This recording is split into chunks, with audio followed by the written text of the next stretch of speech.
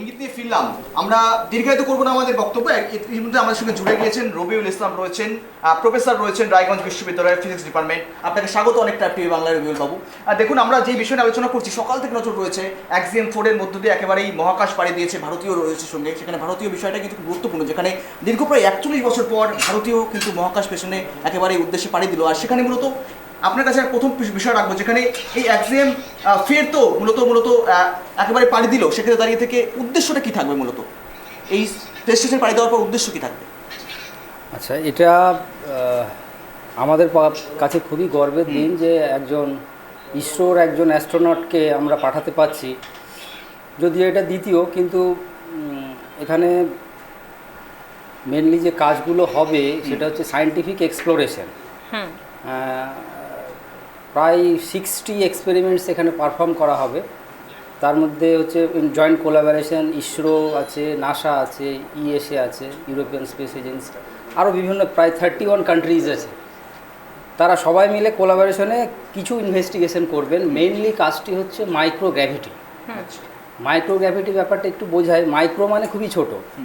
আমরা এখানে পৃথিবীতে বসবাস করছি, হচ্ছে আমরা গ্র্যাভিটেশনাল ফিল্ডে আছি, কিন্তু যে স্পেসে যাচ্ছে সে স্পেসে যেহেতু স্পেস আইএসএসটা যেহেতু ঘুরছে, তাহলে ওখানে ফ্রি মানে ওয়েটলেস অবস্থায় আছে, মানে ওখানে গ্র্যাভিটি প্রায় জিরো। তাহলে সেখানটায় মানে আমাদের মানুষের, প্ল্যান্টের, তারপরে ব্যাকটেরিয়া, যেমন এই মিশনে ব্যাকটেরিয়া, প্ল্যান্ট অনেক কিছুই পাঠানো হয়েছে, সেগুলোর কী ইফেক্ট হবে সেই রিসার্চটাই মেনলি ইম্পর্টেন্ট এখানে। তো সেই জন্যই আমাদের ইসরোর তরফ থেকে কিছু নির্দিষ্ট কিছু জিনিস পাঠানো হয়েছে এখানটায়।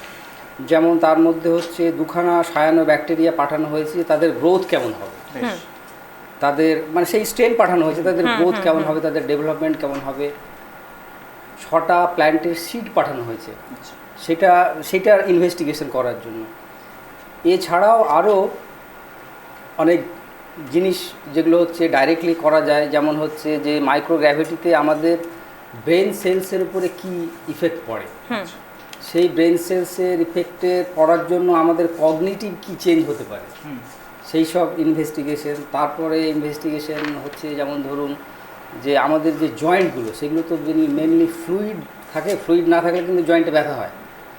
তো মাইক্রোগ্র্যাভিটিতে সেই ফ্লুইডগুলোর বিহেভিয়ার কী হবে, মানে জয়েন্টে বিহেভিয়ার কী হবে, সেগুলো ইনভেস্টিগেট করাই হচ্ছে মেনলি উদ্দেশ্য। সায়েন্টিফিক এক্সপ্লোরেশন হচ্ছে মেন উদ্দেশ্য।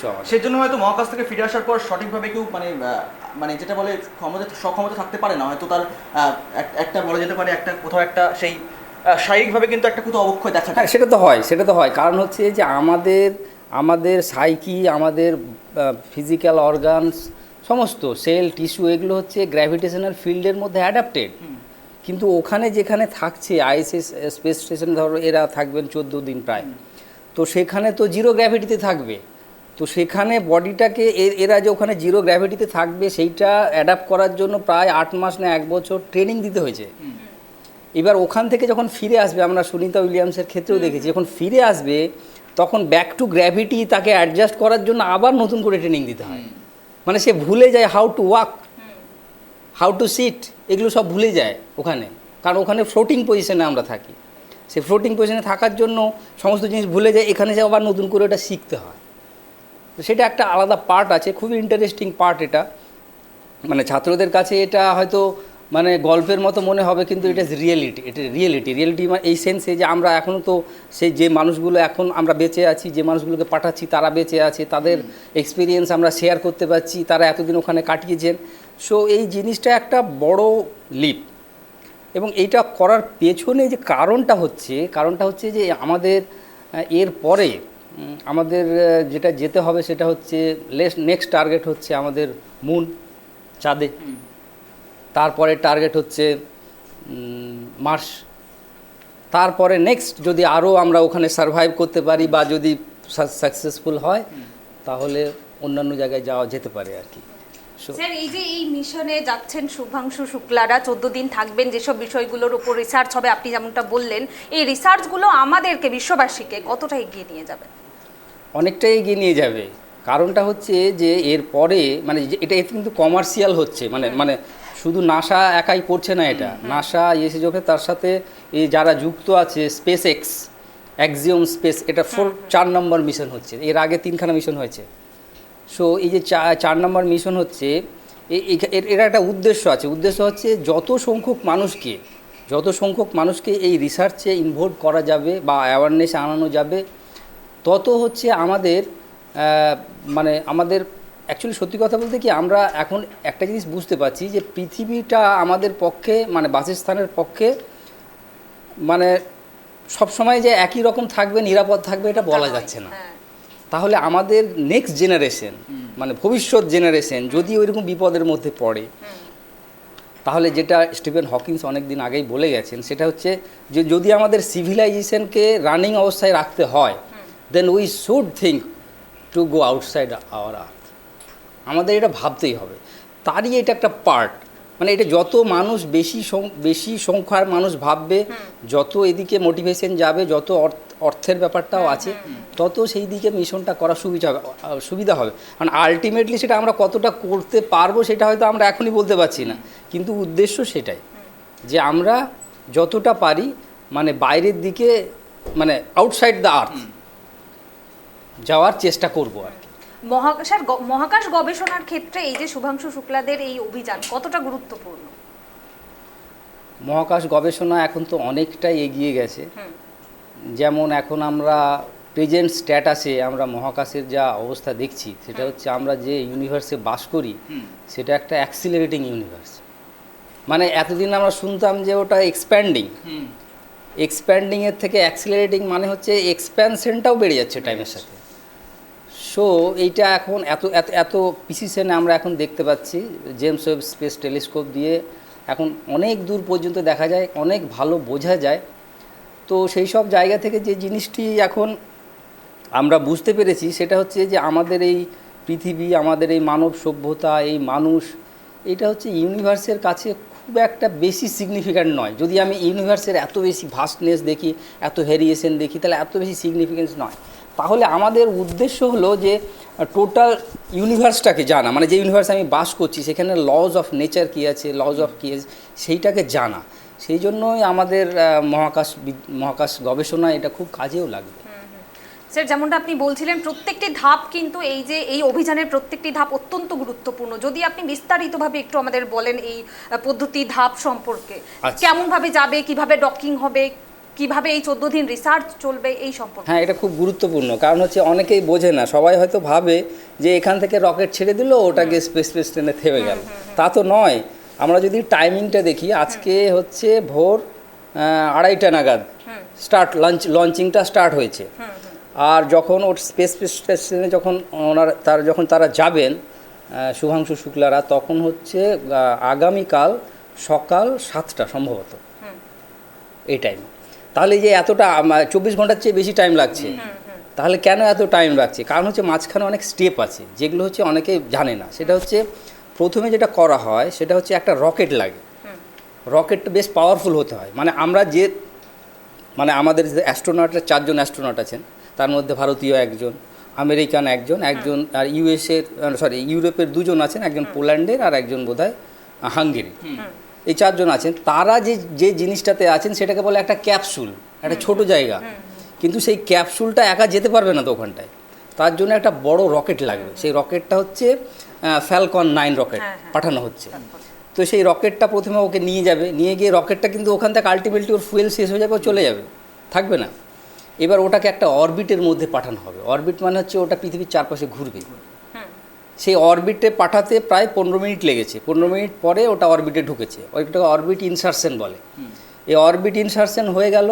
তারপরে এবার কি করতে হবে, ওটাকে গ্র্যাজুয়ালি ওর স্পিডটাকে বাড়াতে হবে। বাড়িয়ে ওইটা স্পিডটা বাড়ালে আস্তে আস্তে উপরের দিকে যাবে। এই যে ইন্টারন্যাশনাল স্পেস স্টেশন আছে তার অরবিটে সোজা করতে হবে। নেক্সট কাজ হলো যে ও যে স্পিডে ঘুরছে, ইন্টারন্যাশনাল স্পেস স্টেশন প্রায় 28,000 কিলোমিটার পার সেকেন্ড, মানে পার আওয়ারে ঘুরছে। দ্যাট মিনস ওটা প্রায় দেড় ঘন্টায় একবার ঘুরে যায় পৃথিবী। মানে একদিনে 16 বার ঘুরে যাচ্ছে। আমাদের ইন্ডিয়ার ওপর দিয়েও যায়, ছবিও পাঠিয়েছে। তো এবার তার যে স্পিড আছে সেই স্পিডের সাথে এই যে আমাদের স্পেস এক্স যেটা ক্যাপসুলটা গেছে, যেটা ওর সাথে অ্যাটাচ হবে, তার স্পিড সেম হতে হবে। সেম না হলে পরে হবে না, হলো নাহলে পুল হয়ে যাবে, নাহলে পুশ হয়ে যাবে। তাহলে সেম স্পিড যখন হবে তখন ওই যেমন ওই যে জাহাজে যেমন জেটি যেমন লাগায় তখন ওখানে এটা লাগিয়ে দেবে। তারপরে ওখানে সেই ওখানে তো অ্যাটমসফেরিক প্রেশার প্রায় নেই বললেই চলে বাইরে, কিন্তু ভেতরে মানুষ থাকে, সেখানে কিন্তু অ্যাটমসফেরিক প্রেশার পৃথিবীর যা প্রেশার আছে সেইটাই করা হয়। এবার ওখানে ওইটাকে রাখার জন্য হয়ে ডবল ডোর সিস্টেম আছে, সেই ডোরটাকে খুলে তারপরে ওখানে ঢুকতে হয়। স্যার, It's a আপনি long একজন process. ফিজিক্সের প্রফেসর হয়ে এই অভিযানকে কিভাবে দেখছেন?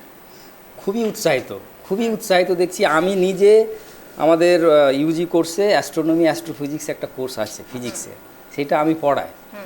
তো সেখানে ছাত্রদের খুব উৎসাহ, কিন্তু কিছুদিন পরেই উৎসাহটা হারিয়ে যাওয়ার কারণটা আমি বলে স্পেসিফিক, সেটা হচ্ছে অ্যাস্ট্রোনমি সাবজেক্টটা বুঝতে গেলে অ্যাস্ট্রোনমির ব্যাকগ্রাউন্ড যে ফিজিক্সটা আছে সে ফিজিক্সটা বুঝতে হবে। এবার ফিজিক্সে সব ছেলে খুব বেশি স্ট্রং নয়, মানে if you know physics better then you will be good in astronomy astrophysics.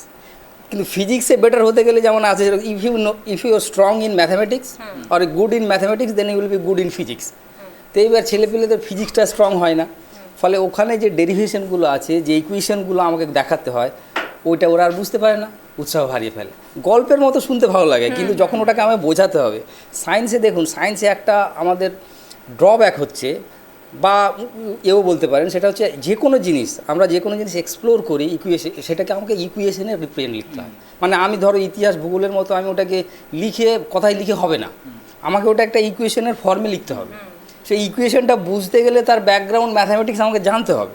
এবার ওইটা যদি কেউ ল্যাক করে তাহলে ওই ইকুয়েশনটা বুঝতে পারবে না। এই ইকুয়েশনটা সে যদি বুঝতে না পারে তাহলে সেখান থেকে যে জিনিসটা আমি ডিরাইভ করব সেটাও সে বুঝতে পারবে না, সেই জন্য সে উৎসাহ হারিয়ে ফেলে।